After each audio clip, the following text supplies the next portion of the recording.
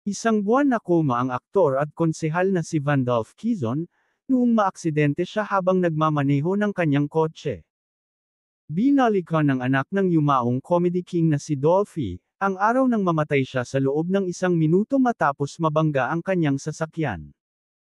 Sa bagong vlog ng news anchor at broadcast journalist na si Julius Babaw, napag-usapan nga ang tungkol sa kinasangkutang aksidente ni Vandolph, na ikinashock noon ng kanyang pamilya at mga taga-suporta.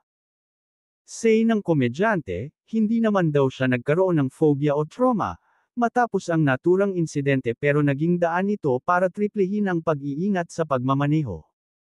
Ako kasi ang iniisip ko palagi, kapag nagka-phobia ako, hindi ako makaka-move on. Kumbaga kailangan kong overcome yung fear lagi.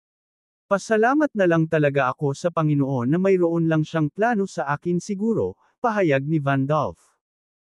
Pero inamin naman ng aktor na napapanood ngayon sa kapamilya action drama series na Batang Quiapo ni Coco Martin, na ayaw na niyang madala o pumasok uli sa intensive care unit o ICU.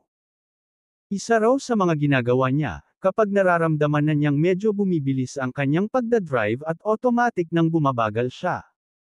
I died na for a minute diba?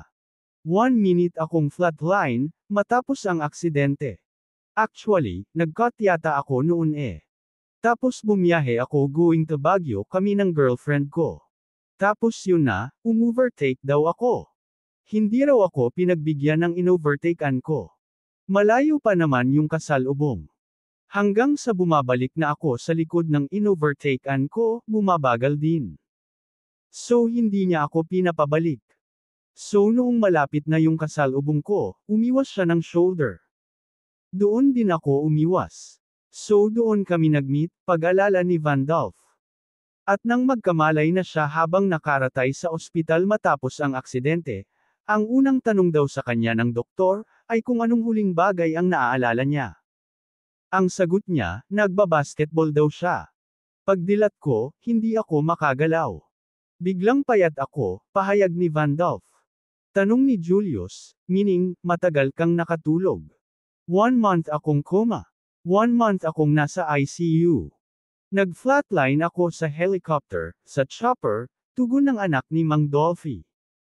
Naaalala pa raw niya ang sinabi sa kanya ng Comedy King, nang magising siya matapos makoma ng 1 buwan, kapag tumatagal-tagal ka pa, baka maging stockholder na ako ng Makati Med niyan. Laking pasasalamat naman ng pamilya ni Vandolph, na nakaligtas ito sa aksidente. Si Vandolph at asawa nitong si Jenicel Imau ay matagal ng kasal, at biniyayaan sila ng 2 anak, na sina Gabriel Avante at Vito Quezon.